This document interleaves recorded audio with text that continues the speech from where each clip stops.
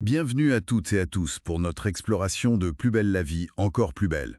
Aujourd'hui, on zoome sur l'épisode qui sera diffusé le 4 juillet 2025.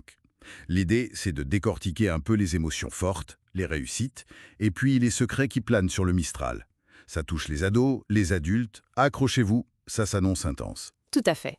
On a pas mal d'infos qui suggèrent des moments charnières pour plusieurs personnages. On va regarder ça de plus près, voir ce que ça nous dit sur leur parcours. Des parcours parfois assez complexes. Allez, on commence par les jeunes. Lucie. La pauvre finit sa journée en larmes. Elle est anéantie. Elle est horrible, ma vie. Ah oui, La raison, son amie Camille, elle a avoué ses sentiments pour Arthur. Sauf que lui, il n'a Dieu que pour Kenza, le triangle amoureux classique, quoi. le premier chagrin d'amour. C'est une étape, mais toujours difficile. Ce qui est frappant, c'est de voir Jean-Paul et Léa complètement démunis. On les sent perdus face à ça. C'est touchant, non? Oui, c'est ça. Ça montre bien l'impuissance qu'on peut ressentir comme parent dans ces moments-là. Et juste à côté de ça, en parallèle presque, on a Zoé. Alors elle, c'est l'inverse. Bac mention très bien, La classe. la voie royale on pourrait dire. Exactement. Et pourtant, juste après, elle annonce à Ariane et lui que elle sait absolument pas quoi faire maintenant. Ah ouais, le contraste est énorme. D'un côté, la réussite scolaire brillante, et de l'autre, le grand vide post-bac. Ça interroge quand même. Carrément. Sur la pression de l'excellence, peut-être? Ou le manque de direction après avoir atteint un objectif comme ça? C'est possible. L'indécision après un succès, ça peut cacher une peur de l'échec pour la suite ou juste une quête de sens plus. Oui, ça promet des discussions familiales assez intenses, je pense. Bon, on change complètement d'atmosphère. Direction le bar Le Mistral. Thomas, oh, il fête son bac. Mention assez bien pour lui. C'est ça. Et il est tellement content qu'il paye sa tournée générale. Sympa.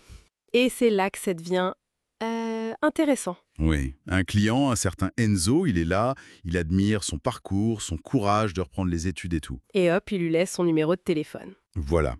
Et Jawad, qui est là aussi, le pousse direct. Vas-y, appelle-le. Mais Thomas, il hésite. Et ça, c'est révélateur. La vraie question derrière, c'est est-ce qu'il est prêt? Prêt à tourner la page Gabriel? C'est pas juste un flirt potentiel, c'est un vrai moment de vérité pour lui, pour savoir s'il peut aller de l'avant. Exactement. On verra s'il franchit le pas. Difficile décision. Bon, passons à une situation beaucoup plus sombre, Ève. Samuel. Ah, Samuel. Oui, c'est compliqué. Il a tout avoué au commissaire, il risque la radiation. Il le dit lui-même, j'assume. Malgré tout, il garde son poste en attendant le conseil de discipline. Et Patrick Nebou le soutient, apparemment. On croise tous les doigts pour toi, lui dit-il. Mais la pression doit être énorme. Oui, énorme. Et il doit fournir des attestations médicales régulièrement, prouver qu'il se tient à carreau. En surface, on pourrait croire qu'il gère. Il va à un groupe de parole, Lenny devient son parrain officiel. Jennifer trouve même des photos de ses parents chez lui. Elle pense qu'il s'attaque enfin au fond du problème, à ses démons familiaux. Oui, une lecture plutôt optimiste, peut-être même un peu.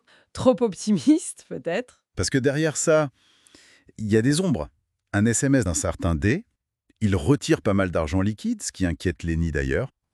Ça sent pas très bon, ça. Et Jennifer, elle sent bien qu'il y a une distance qui s'installe, malgré les mots qu'il peut lui dire. Et le point culminant. Oui, le soir même, il rend visite à une femme mystérieuse, et il lui demande « La petite est couchée, je peux la voir, vous m'avez vraiment manqué. Alors là, qu'est-ce que ça veut dire? Une rechute? Une double vie? Une fille cachée?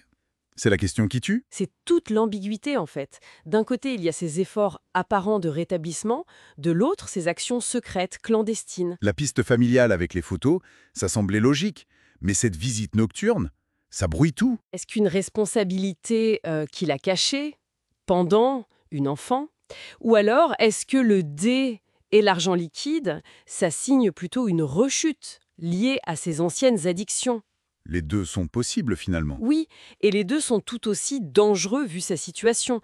La pression pro, la pression perso, ça pourrait créer une situation explosive. Une fille cachée, ça expliquerait le secret, ok, mais ce SMS dès l'argent, ça fait penser à autre chose quand même, non? Exactement. Les pistes sont multiples et c'est cette incertitude qui rend tout ça si tendu, si fragile. Bon, si on résume un peu tout ça, on a le cœur brisé de Lucie, la découverte des premiers émois amoureux, douloureux, Zoé, face à l'inconnu de l'avenir malgré sa réussite éclatante, Thomas a un carrefour sentimental important. et puis Samuel complètement pris dans un étau entre une guérison affichée et des secrets qui deviennent de plus en plus lourds, de plus en plus suspects. Le Mistral n'a pas fini de vibrer, hein. C'est le moins qu'on puisse dire. Et d'ailleurs, ça soulève une question intéressante pour la suite. Ah, Bah oui.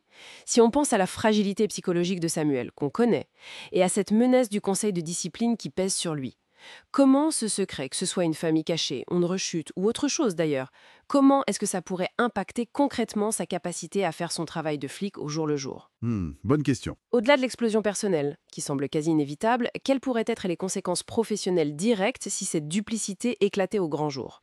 Surtout avant même la décision du conseil. C'est une excellente question.